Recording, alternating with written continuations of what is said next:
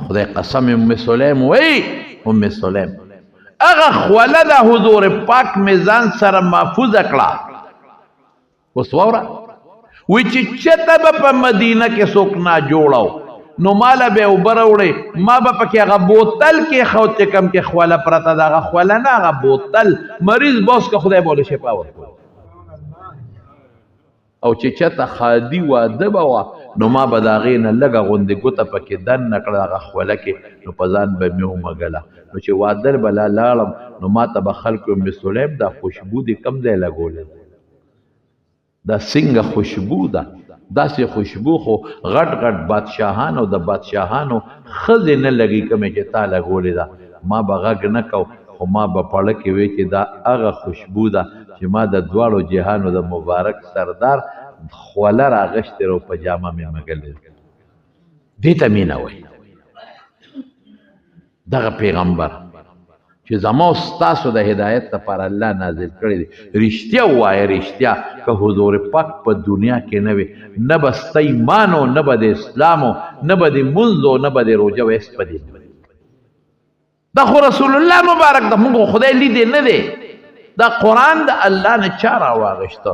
محمد مصطفی صلی الله علیه وسلم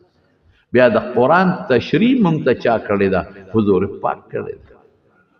او دا تشریحات چې بیا مونږ ته را رسېدلي دي نو دا څه منګړت نه دي ګوره ډېر خلک وایي دا حدیث منګړت دي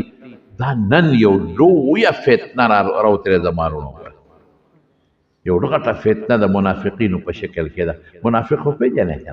منافق چا ته وایي ښه د خلکو مخکې کلیمه به وایي عبدالله ابن ابی منافق الاول دا وپېژنه دې ته مونږ منافق وایو مونځ یې د حضور پاک پسې شاته کوو دا نه چې یو سړی مونځ کوي دا د منافق نه مونځ به د حضور پاک پسې شاته صحابو په شان ګیرې صحابو په شان جامې هم اغوستې دي او جهاد څونه ګران کار دی د رسول الله مبارک سره جهاد لم تللی دی لئن رجعنا الى المدينه ليخرجن الاعز منها الاذل هذا په حق نازل جهاد د پیغمبر سره تللی او مشوره چې رسول الله مبارک به صحابه سره مشوره کوله د احد چې کم مشاورتي کمیټي و پیغمبر مشوره کوله قسم دې دا پکې او اعتماد په حضور پاک سونه اعتماد دې دو چې مړ کېدنو وصیت وکړي زما جنازه به محمد مصطفی او اعتماد یې سونه وی مال به د پیغمبر علیه السلام کمیس راوړی ما ته به هغه اچوي اوس به ته وایې چې ګور دا خو هلکه سوچه مسلمانو نه سوچه مسلمان نو دړنې پیغمبر نو منل چې کله به داسې خبر راغله په خبرو کې نو بیا به یو ټک د حضور پاک خلاف چلا چې کله به داسې څوک پېښ شو چې دته به پته ولګیا چې دا سړی دا خو مسلمان نه دی بیا به د پیغمبر خلاف کړه دړنې رسول الله مبارک نو منلي دړنه قرآن ورته منافق ویلي دي قرآن شریف دا به نه وایي چې د دې سړي خو غټه ګیره ده دا به نه وایي چې د غټ پټکی دی دا به نه وایي چې دی خو مخکې مونځ هم کوي لیکن کم انسان دا یاد وساتئ چې د دې خپل مونځ او دس سره او د هر څه سره د رسول الله مبارک د دین مخالفت کوي د پیغمبر حدیثو ته سپک نظر کوي د رسول الله مبارک وینا ته په سپکاوي ګوري په سپک نظر کوي دا اقا شی دی چې کوم عبدالله ابن ابی منافق دا د هغه بچی دا نن په دنیا کې شته دا هغې وخت نه روان دي د رسول الله مبارک زمانې نه روان تر اوسه پورې اوس هم ډېر خلک شته چې د پیغمبر سنتو ته سپک ګوري سپک او اکثر په دې بار ملک کې ناست دي ګیرې خریلې دي تایانې چولې دي او په دې سوشل میډیا نن د دې کشر کل عقیده بربادوي او خرابوي او داسې خبرې به تا ته کوي زمونږ خلک خو چې د عقل په بنیاد ورته سوی دا خلک د هغوی مني داسې خبرې به تا ته کوي چې ته به لکه دا خو ټیک وي مړه دا مولیان خو تاسو هسې په جنجال کې اچولی او بس څلور فرض دي د مازدیګر که نه دې سنتو ته پکې چا راوستي دا سنت منت پکې نشته داسې مولیانو د ځانه رېست الله ملا لیونی ځان کړی داسې خبرې به درته کوي دا نفلی روجې مو مړه په ګیرو کې جنت نشته وای اورئ به تاسو ګیره کې جنت د کمې راغی مړه پټکو ته یقین کوه د یو کس ته مې اورېدل یو کس ته خو زه دا څیزونه نه خورم یو کس ته مې اورېدل مړه یې وی پټکې یادې پټکې وی ګډورې په سر کې نورې دی وی پټکي ته وی ګډوري تم دین وی الله او دا لا و دا مې اورېدلې دي ښه دا هم وره تسبیح په تسبیح خلک څه کوي ذکر پې کوي الله پې یادوي په خدای قسم ګل جومات کې ناستم دلته یې دلته راتم په جومات کې د یو سړي نه مې واورېدل د بل چا نه حکایت که د یو قابل سړي نه حکایت کو وی په مزي کې سپیا کې چود په کم سیس کې ته الله یادې هغې ته څه وایي سپیا هغه سره هم خلک خاندي او دا هم واوره ما زما په مخ کې یو سړي دا خبره کړې ده یو بل مولا ولا بیا رد ما ولا جواب ورکړ خو یو بل په زمانه مخکې شو مړه وی په جارو کې جنت نشته ګیرې ته لاس کړی وی جارو کې جنت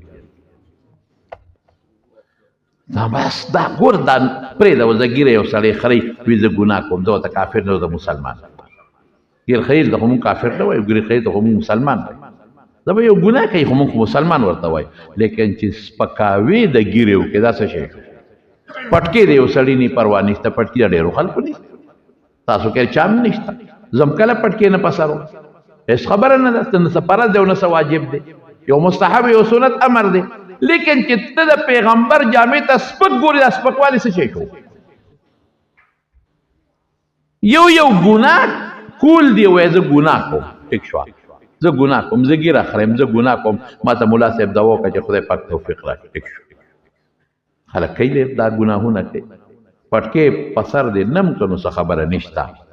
جامې دې اوږدې وانم چولې نو څه خبره نشته مونږ یې ټول منو خو یو چې د پیغمبر صلی الله علیه وسلم کومه طریقه ده هغې ته سپک کتل دا پیغمبر پورې ټوکې کول دي دا د پیغمبر سنت ته سپک کتل دا ډېر لوی جرم ډېر خطرناک شی دی الله پاک یو ځل نه په قرآن شریف کې بار بار وایي اطیعوا الله و اطیعوا الرسول دا الله تابعداري وکړه د الله د رسول تابعداري وکړه او بل دی الله فرمایي ولکم فی رسول الله اسوة حسنة لمن کان یرجو الله والیوم که د خدای د ملاقات امید لري که د خدای د رحم امید لري او که د قیامت ورځ منې چې خدای به رانه تپوس کې الله سره به ملاقات کېږي نو ما دله خشته نمونه رالیږلی د حضور پاک په شکل کې هغې نمونې سره ځان برابر د هغې نمونې سنتو ته سپک کتل ډېر لوی جرم دی زما بهر کې آینده جمعه کې به راته څه لږې خبرې په دې نورې مو کوم انشاءالله خو زمارونو حضور پاک سره چې مینه ساتو د پیغمبر ټولې طریقې به مونږ ځان له د کامیابۍ طریقې ګڼو بس دا لنډه خبره شوه مونږ وایو چې حضور پاک د دې شکل په شان شکل زه جوړ کړم جامه د هغه په شان کوه نم چې نو څه ګناه نشته هېڅ ګناه پکې نشته خو زه وایم چې نه زما جامه دې هم د هغه د جامې په شان زما خوی اخلاق دې هم د هغه په شان دي هغه چې کوم منځونه کړي دي کوم ځای کې یې کړي دي پکار دی چې زه مقصد وکړم چې زه د پیغمبر په شان ځان کم او د هغې اتباع وکړم ما سره به الله مینه وکړي او ماله به الله کامیابي راکړي الله پاک دې زمونږ په لونو کې زمونږ د ښکلې مبارک مینه پیدا کړي او رب العالمین دې د رسول الله صلی الله علیه وسلم د سنتو تابعداري زمونږ نصیب کړي